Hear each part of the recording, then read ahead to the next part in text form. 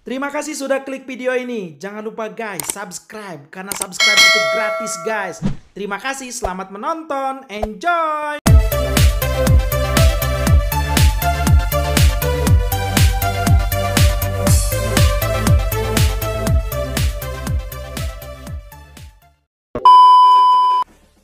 Siapa yang baru pertama kali ikut pembelajaran sama saya ada? Yang baru pertama kali? Sudah. Yang lain sudah? Di mana? Bandung. Di Bandung NMT. Siapa yang sudah ikut NMT? Yang belum ikut NMT? Oh, sisanya yang belum ikut berarti. Kalau kemarin masih soft training. Soft training itu masih apa namanya, training singkat. Ya. Tentu kawan-kawan semua, saya percaya hari ini kita berada di sebuah pandemi global, betul ya? Ya, COVID-19 yang membuat seluruh elemen porak-poranda dari pariwisata, pendidikan, bahkan yang sekolah sampai saat ini belum jelas, betul nggak? Ada yang masih sekolah?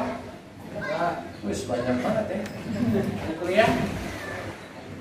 Metal, media total, karyawan? Coba, oke ya. Tentu membuat semua dunia, semua sektor porak-poranda, betul ya?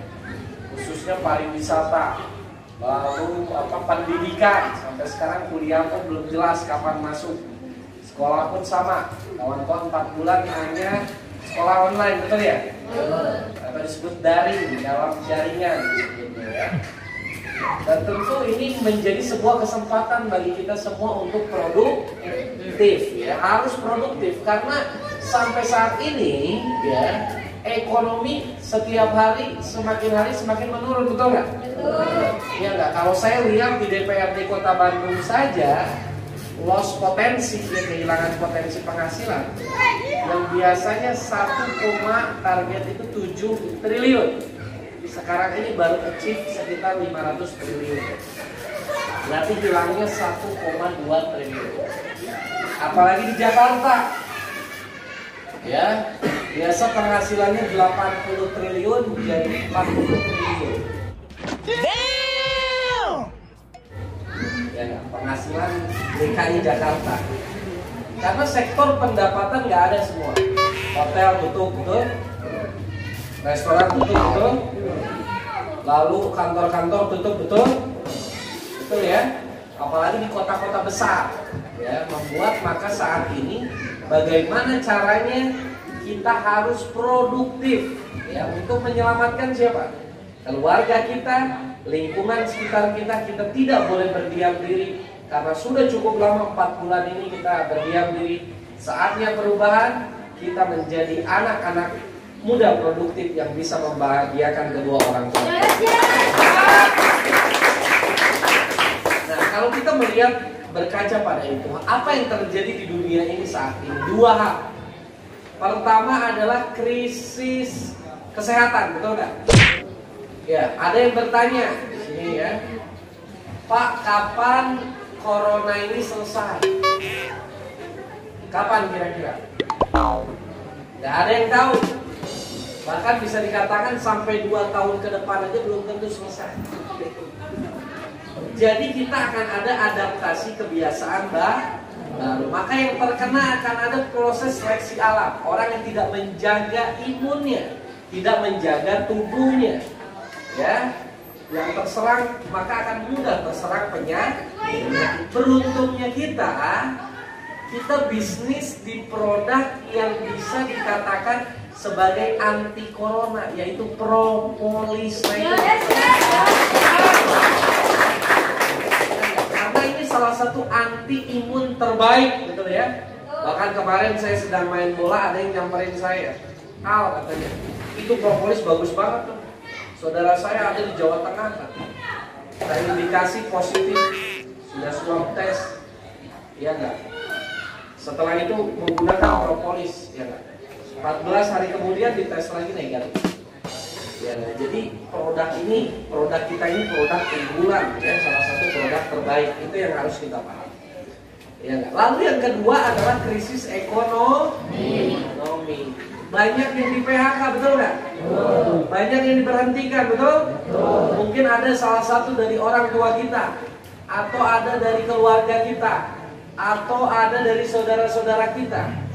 Ya nggak? Pabrik saja banyak yang tutup, betul ya? Untuk berhenti untuk produksi ya. Bahkan banyak yang mengalami kerugian, apalagi kemarin bulan suci Ramadan. Ya nggak? Kemarin saya ngobrol dengan salah satu member ya, Pak Tio ya, yang kerja di pabrik, dan kebetulan beliau bagian finance. Beliau mengatakan perusahaan saya sudah produksi 1 juta piece untuk lebaran. Tiba-tiba terseranglah corona. Ya, sebelum negara api menyerah itu habis. Tapi setelah terserang, mau tutup lagi semua. Mau di kemana?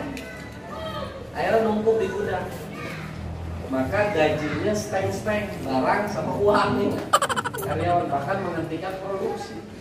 Dan rata-rata perusahaan untuk produksi uangnya dari utang, bayangkan.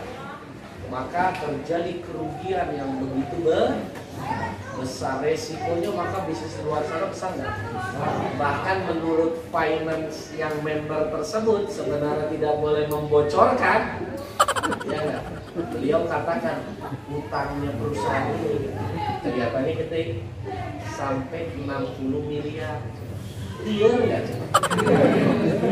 Bayar bunganya aja, bunganya loh, belum mau pokoknya 500 juta.